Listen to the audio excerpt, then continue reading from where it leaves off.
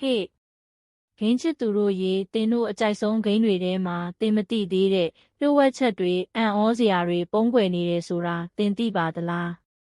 ဒီနေ့ကျွန်တော်တို့ဂိမ်းလောကရဲ့လျှို့ဝှက်စမ်းကြဲတဲ့ဒီစတိုရီတွေအကြောင်းပြောပြပေးသွားမှာပါဒါတွေဟာဂိမ်းထုတ်လုပ်သူတွေကကစားသမားတွေကိုပျော်ရွှင်စေဖို့စိန်ခေါ်မှုပေးဖို့ဒါမှမဟုတ်သူတို့ရဲ့ဖန်တီးမှုလက်ရာတွေကိုထုတ်ပြဖို့ထည့်သွင်းထားတဲ့လျှို့ဝှက်စမ်းကြဲတဲ့အရာတွေပါပဲကဲဘလို့ Easter eggs တွေရှိလဲဆိုတာကြည့်လိုက်ရအောင်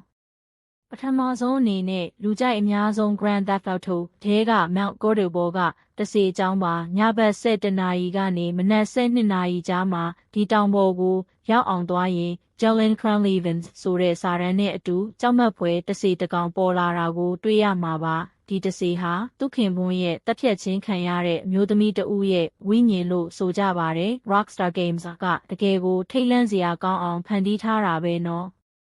နောက်တစ်ခုက The Witcher 3 Wild Hunt ထဲကပါစွန့်စားခန်းတွေအကြောင်းပြောပြနေတဲ့ series ဟာသူမရဲ့ခရီးတွေထဲမှာအနာဂတ်မှာလူတွေကသူတို့ခေါင်းထဲမှာတတုတွေထည့်ထားကြတယ်မြို့ကြီးတွေကလည်းမီးတွေနဲ့လင်းထိန်နေတယ်ဆိုပြီးပြောဖူးပါတယ်ဒီစကားကဘာကိုရည်ညွှန်းမှန်းသိကြလား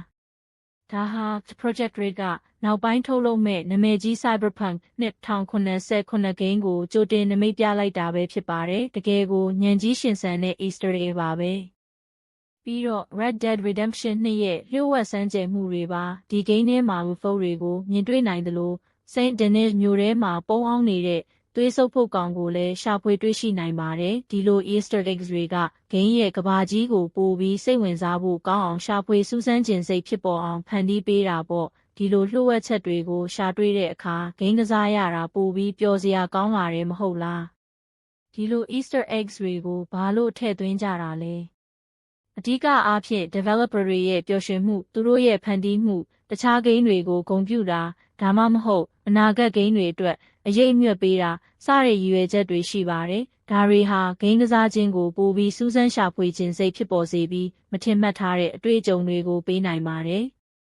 ဟေးဒီနေ့တော့ကျွန်တော်တို့ဂိမ်းလောကရဲ့အံ့ဩဖွယ်ရာ Easter eggs အချို့ကိုပြောပြပေးခဲ့ပါတယ်သင်တို့ရောဘယ်ဂိမ်းတွေက Easter egg ကိုအကြိုက်ဆုံးလဲ